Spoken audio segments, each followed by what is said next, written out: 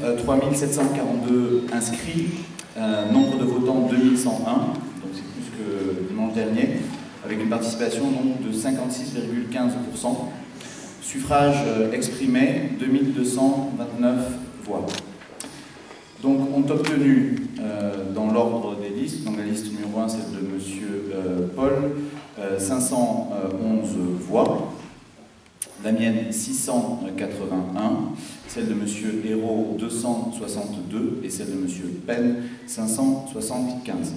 C'est donc la liste que j'avais l'honneur de conduire qui remporte cette élection. Alors Clément Monet, vous venez d'être réélu maire de Vic dans ce mandat qui n'était pas encore terminé pour vous. C'est d'abord un soulagement ? Écoutez, oui, je suis heureux que les Vicoises et les Vicois m'aient renouvelé leur confiance dans un climat qui était assez difficile pour la ville. Donc, je le répète, c'est dans la plus grande sérénité que je souhaite terminer ce mandat, surtout en essayant d'éviter les conflits et pour que la commune retrouve une joie de vivre et une simplicité qui la caractérise normalement. Vous avez environ une centaine de voix d'avance. C'est aussi une confiance qui a été renouvelée par les Vicois pour vous ? J'espère, oui. J'espère que c'est cette confiance. Il y a eu beaucoup de tensions pendant cette campagne. J'ai essayé de ne pas participer à ces tensions, simplement de défendre le bilan qui est le nôtre. Je crois que c'est un bon bilan. On va terminer ce mandat et voilà. Une page se tourne et je suis assez ravi de la tourner. Est-ce qu'au final, vous ne dites pas tout ça pour ça ? On est bien obligé de le penser d'une certaine façon.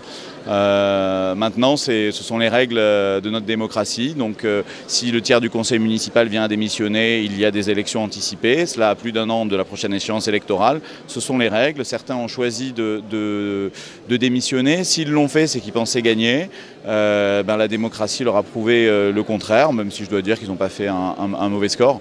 Donc voilà, j'espère que maintenant, c'est plus la conquête absolue du pouvoir qui va régner dans la commune, mais simplement le souci de pouvoir vivre en toute sérénité. Première réaction, évidemment une réaction d'une déception parce qu'on ne s'engage pas dans ce genre d'aventure en espérant perdre, c'est bien évident. Absolument aucun regret. Nous siégerons au conseil municipal dans un rôle d'opposant, opposant constructif dans l'intérêt des Vicois, ce que j'ai déjà fait sur la mandature précédente. Et puis une aventure humaine assez extraordinaire d'une équipe ouverte, d'un rassemblement qui, je pense, est amené à perdurer et on verra dans 18 mois, en 2020, ce que donneront les résultats des urnes. Alors, déçu et à la fois satisfait. Satisfait puisqu'on démarre, pour nous c'était une nouvelle aventure avec des colistiers et une équipe soudée et efficace. Donc aujourd'hui on a posé les bases de 2020 et croyez-nous, en 2020 on sera là et comme il faut, en ordre de marche. Et si le maire nous laisse la parole dans l'opposition, on la prendra. Et s'il ne nous la laisse pas, on la prendra quand même.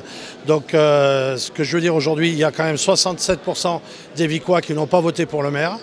Et ça, c'est la première des leçons.